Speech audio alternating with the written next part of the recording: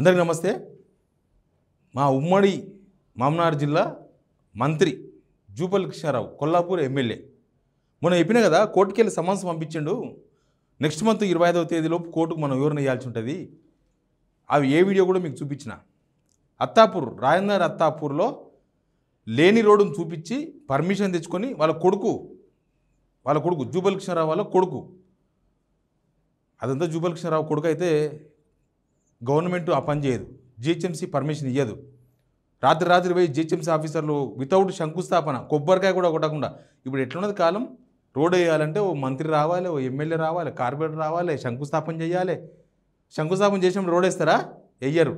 ఓ పెద్ద కథ దానికి. ఇంక మళ్ళీ పైరవీలు చేయాలి, మళ్ళీ కాంట్రాక్టరు, దానికి చాలా ఉంటాయి.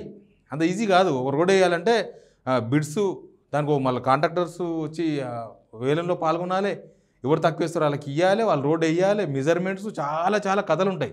కానీ ఆ అపార్ట్మెంట్ ఆఫ్ ఫ్లాట్స్ అమ్మనికి అత్తాపూర్లో ఆడ ఇండ్లు ఏమీ లేకపోయినా రోడ్ వేసిండ్రు. ఒక 300 ఫీట్ల రోడ్ వేసిండ్రు, 300 మీటర్ల రోడ్ వేసిండ్రు, 40 ఫీట్లు 300 మీటర్లు. ఆ పక్కనైనా ల్యాండ్ ఆయన ఏమన్నాడు, వాళ్ళకి అసలు రోడే లేదు, నా దానిలోకి 20 ఫీట్లు తీసుకున్నారు, వాళ్ళు 20 ఫీట్లు వదిలేసారు, రోడే లేదు. ఆ పక్కన 4 ఎకరాలు కూడా డెవలప్మెంట్ చేయడానికి తీసుకున్నారు, దానికోసమని నా భూమి గుంజుకున్నారని ఆయన కోర్టుకు పోయిండు. మనం వాళ్ళ బాధలు వినిపించినాం, వాళ్ళ వాయిస్ వినిపించినాం, మనం జిహెచ్ఎంసీని ప్రశ్నించినాం. నువ్వు ఎవరో డబ్బులు కడితే, ఎవరో ట్యాక్సులు కడితే వాళ్ళ ముందర రోడ్ లేకుండా ఇక్కడ ఎవరి కోసం రోడ్ వేసిర్రు అని మన మీద సమన్స్ వచ్చినాయి. సమన్స్ వచ్చిన తర్వాత కోర్టుకి వెళ్ళి కాపీలు తెప్పించినాం. ఆ కోర్టు కాపీలు చూసిన తర్వాత అర్థమైంది మన మీద ఏం కేసు బుక్ అయిందని. నేను ఆ వివరాలు చెప్పే ముందు మీకు రిక్వెస్ట్ చేస్తున్నా, ఈ వీడియో కింద సబ్స్క్రైబ్ అనే బటన్ ఉంది, మీరు ఒక్క సబ్స్క్రైబ్ చేసుకోవడం వల్ల అది 1000 ఏనుగుల బలం సిగ్నల్ టీవీకి, నాకు. నేను ఇంకా ప్రజా గొంతుగా మీ సమస్యలు ప్రభుత్వం దృష్టికి తీసుకుపోవడం, పబ్లిక్ దృష్టికి తీసుకుపోయే ప్రయత్నం చేస్తా. అందుకే ఈ వీడియోని షేర్ కూడా చేయండి. ఇక మనం రంగారెడ్డి కోర్టుకి వెళ్ళి తెప్పించినాం. ఏంది అసలు మన మీద వేసిన కేసు ఏంది, మనం ఏంది అని చూస్తే డిఫర్మేషన్ కేసు, పరువు నష్టం అయిందంట. జూపల్లి కృష్ణారావుకు పరువు పోయిందంట మనం వీడియో వేయడం వల్ల. ఇక రాజకీయ నాయకులు అది జూపల్లి కృష్ణారావు పరువు ఉందని అనుకుంటున్నాడు. ఆయన పరువు ఉందా? ఆయన పరువు ఉంటే కొల్లాపూర్ పోలీస్ స్టేషన్ నిండా ఏడబడితే ఆడ కేసులు పెడతారా, పెట్టిస్తాడా? పరువు ఉన్నాడైతే. ఇక ఆయన పరువు పోయిందంట, దానికోసమని 5 కోట్ల పరువు నష్టం దావేసిండు. 5 కోట్లు దానికోసం. చూడండి ఎవరెవరి మీద వేసింది చూడండి ఒకసారి. జూపల్లి కృష్ణారావు వీళ్ళెవరు? ఆ ల్యాండులు. మీకు ఆ ల్యాండ్ ఎక్కడ చూపించాలి కదా. నేను చెప్పింది కూడా జూపల్లి కృష్ణారావు అనే యాంగిల్లో లేదు వార్త. ఇది ప్రజాపాలనలో ప్రజల సొమ్ము ఆగమాగం, సామాన్య ప్రజలపై మున్సిపల్ అధికారుల దౌర్జన్యం. వాళ్ళ భూమి తీసుకొని ప్రైవేట్ జాగాలకు వెళ్ళి ఎవరో మినిస్టర్ కొడుకు వాడు అపార్ట్మెంట్ కట్టుకుంటే ఆయన ఫ్లాట్స్ అమ్మనికే రోడ్ ఎట్లా వేసిర్రు, ప్రజల సొమ్ములు ఆగం ఎట్లా చేసిర్రు అని అడిగినాం మనం. మున్సిపల్ జిహెచ్ఎంసీ అధికారులను ప్రశ్నించినాం మనం. దానికి ఈయన పరువు దావా వేసిండు. ఈ పరువు దావా ఎవరెవరికి వేసిండు? జూపల్లి కృష్ణారావు. వీళ్ళంతా ల్యాండ్ ఓనర్స్. వాళ్ళు పక్కన మా 20 ఫీట్ల కోసం మొత్తం 550 గజాలు 8 కోట్ల రూపాయల వాల్యూ ఉన్న ల్యాండ్ మొత్తం రోడ్ వేసింది జిహెచ్ఎంసీ. ఎట్లేసింది వాళ్ళు కూడా కొట్టుకుపోయినారు. ఎవరెవరికి వేసిండ్రు? మనం A5 signal TV, A5 signal TV address ఇక్కడ R complex Saifabad opposite RBI, represented by chief Shiva Reddy. మనం A5 ఉన్నాం. తర్వాత ఈనాడు మీద కూడా వేసిండ్రు A6. మనం ఈనాడు కన్నా పవర్ఫుల్ అని అర్థమైంది మంత్రికి. ఈనాడు లేచినా ఏం కాదు కానీ సిగ్నల్ టీవీలో వస్తే అవుతుందని తెలుసు. అందుకే మనం A5 అయినాం, ఈనాడు A6 అయింది. ఈనాడు A6 తర్వాత నమస్తే తెలంగాణ A7. నమస్తే తెలంగాణ కన్నా ఈనాడు కన్నా సిగ్నల్ టీవీ చేసిందే ఆయనకు చాలా పరువు తీసిన అనమాట. పరువు గలవనికి పరువు పోతుంది కానీ ఏమిలోనికి ఏం పోతుందో నాకు అర్థం కాలే. ఇక చూడండి ఏంది, ఈయన మొత్తం పొలిటికల్ హిస్టరీ రాసిండు. ఏమో 1955లో పుట్టిన నేను, Indian politician, minister of Telangana, ఇక ఏమేమో రాసిండు మొత్తం. వాళ్ళ ఇంటర్వ్యూస్ అది ఇది పెట్టి ఇంక మొత్తం అదే. ఎప్పుడెప్పుడు ఆయన ఎమ్మెల్యే అయ్యిండు, ఎప్పుడెప్పుడు మినిస్టర్ అయ్యిండు. 1999, 2004, 2009, 2011, 2012, 2014 ఇన్నిసార్లు ప్రజలు ఓట్లేస్తే గెలిచిన మనిషి జర్నలిస్టుల మీద, మీడియా సంస్థల మీద పరువు నష్టం దావా వేసిన మొగోడు. అట్లా జర్నలిస్టుల మీద పరువు నష్టం దావా వేస్తారా? ఎందుకు? ఏమన్నా మీరేమన్నా జర్నలిస్టులకు దోషపెట్టిర్రా? దోసుకొని మీ దగ్గరనే పెట్టుకోరు కదా మినిస్టర్, రాజకీయ నాయకులు అందరూ మీ దగ్గర పెట్టుకొని జర్నలిస్ట్ దగ్గర ఏముంటుంది? మా మీద ఎంత వేసిండు? మొత్తం 5 కోట్లకు పరువు నష్టం దావా. ఇది ఏమో డాక్యుమెంట్స్ అంట, ఏమో చెప్తా. అసలు దీని ఆయన ఏం చెప్పదలుచుకుంటో నేను చెప్తా. దీనికోసమని ఎన్ని రూపాయలు కట్టిండు? 5,05,852 రూపాయలు కోర్టు ఫీ కింద కట్టిండు. 5 లక్షల రూపాయలు కోర్టుకు కట్టిండు. ఈ పర్మిషన్ దావా 1%. నాకు తెలిసి ఇంకా దాని క్యాల్కులేషన్స్ ఉంటాయి, కోర్టులో టేబుల్స్ ఉంటాయి. 5 కోట్ల రూపాయలకు 5 లక్షల రూపాయలు కోర్టుకు కట్టిండు. ఈ డబ్బులు తీసుకుపోయి ఆ కొల్లాపూర్లో పాపం చాలా మంది పేదలు ఉన్నారు. అంత వెనుకబడిన ప్రాంతం, మారుమూల గ్రామంలాగా ఉంటుంది కొల్లాపూర్ కాన్స్టిట్యున్సీ. ఈ ప్రబుద్ధుడే ఎక్కువ రోజులు ఏలింది కొల్లాపూర్ను. ఈ ప్రబుద్ధుడే జూపల్లి కృష్ణారావు అనే ప్రబుద్ధుడే ఎక్కువ రోజులు ఎమ్మెల్యేగా మంత్రిగా పనిచేసిండు. కొల్లాపూర్లో పీకింది ఏం లేదు. ఈ 5 లక్షల రూపాయలు ఆడపోయి పేదలకు అన్నం పెట్టవచ్చు కదా. ఎవరైనా పేదల పిల్లలు ఉంటే వాళ్ళని తీసుకుపోయి స్కూల్లో జాయిన్ చేయొచ్చు కదా. ఇంకేమైనా బతుకు తెరువు కోసం ఆటోలో రిక్షాలో కొనియొచ్చు కదా 5 లక్షల రూపాయలు పెట్టి. మా మీద పరువు నష్టం దావా వేసి 5 కోట్ల రూపాయలు ఏడున్నాయి? పిత్తులు ఉన్నాయి 5 కోట్ల రూపాయలు. ఇక్కడ 5 కోట్ల రూపాయలు ఉంటే నేను మీద ఇంకొక కేసు వేసుకుంటాను. నేను 5 కోట్ల రూపాయలు ఇవ్వాలంటే మేము మనిషికి. కోర్ట్ ఫీ ఇంకో the court fee payable 5 crores and the court fee payable for the suit of defamation damages 5,02 rupees 426 rupees మేము డబ్బులుగా కట్టేసినాము అని ఈయన వేసిండు. ఏం చెప్పాలి చెప్పు? జూపల్లి కృష్ణారావు గురించి మనం ఏం మాట్లాడాలి? ఇంకా జూపల్లి కృష్ణారావుకు ఆయన భూములు కబ్జా చేస్తే ఎవడు అడగొద్దు. ఆయన ఏమంటాడు? అది నా కొడుకుది, నాకు సంబంధం లేదు, నా పేరు తీసుకున్నాడు అంటాడు. ఎందుకు ఆయనతో నా కొడుకు కాదని చెప్పు, దరిద్రం పోతుంది.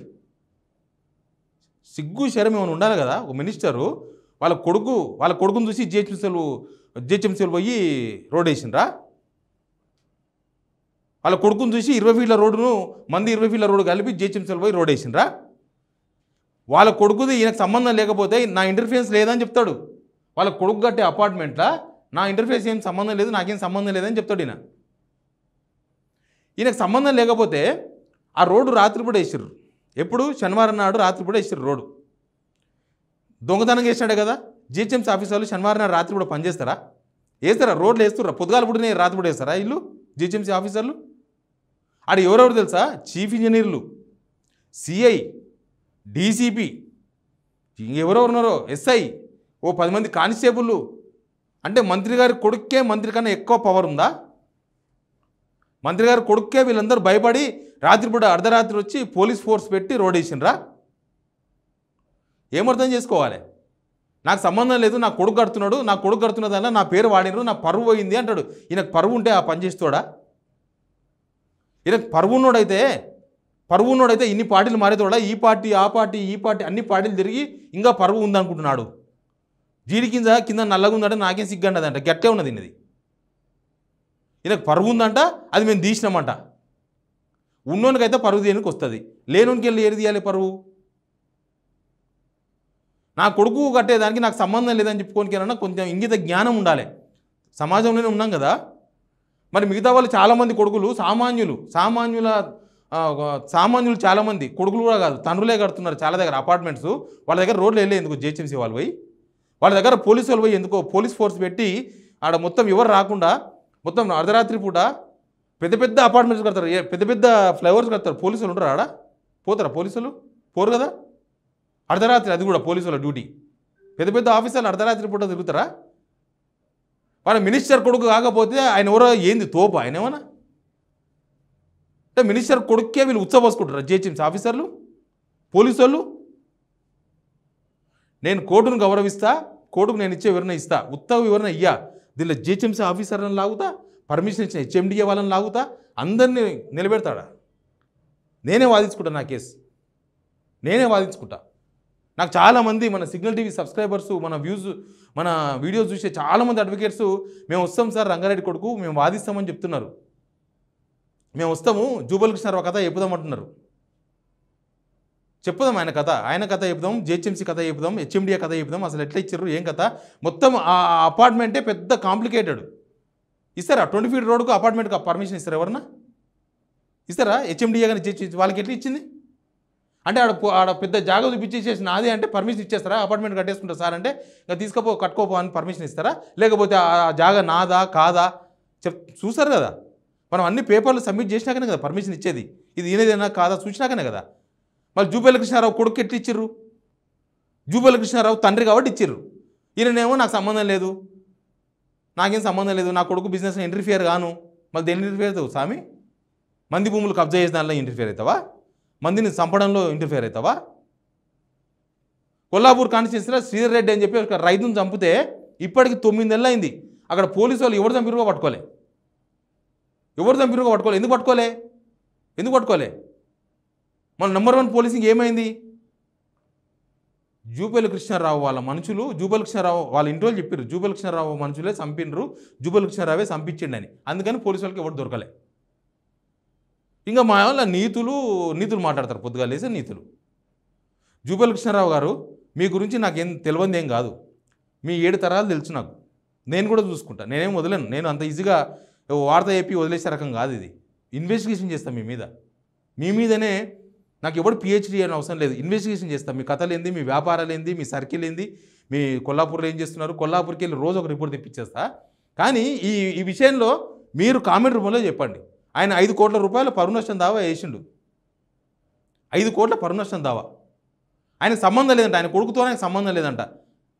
ఈయనకు సంబంధం లేకుండానే పోలీసు వాళ్ళందరూ జాగ్రత్తలు వహించి, పోలీసు వాళ్ళందరూ కాపలా కాసి రాత్రి జిహెచ్ఎంసీ ఆఫీసర్లు వచ్చి రోడ్ వేస్తారంట.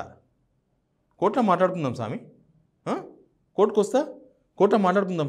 ఈ 5 కోట్లు కాదు, ఈ 5 కోట్లు కక్కిపిస్తాను నీ దగ్గర. ఈ 5 కోట్ల రూపాయలు డిఫర్మేషన్ వేసినావు కదా పరువు నష్టం అని, ఈ 5 కోట్లు కక్కిపిచ్చి కొల్లాపూర్ జనాలకు పంచి పెడతా. నీతో 10 కోట్లకు అక్కిపిచ్చి జనాలకు పంచి పెడతా, పేదలకు. మీ దగ్గరనే కొల్లాపూర్ కాన్స్టిట్యున్సీలనే ఇదంతా మీ దగ్గర దోసుకున్నాడు జూపల్లి కృష్ణారావు అని చెప్పి అందరికి పేరు పిలిచి పంచి పెడతా. ఏం చేస్తావు చూస్తా. Please subscribe signal TV.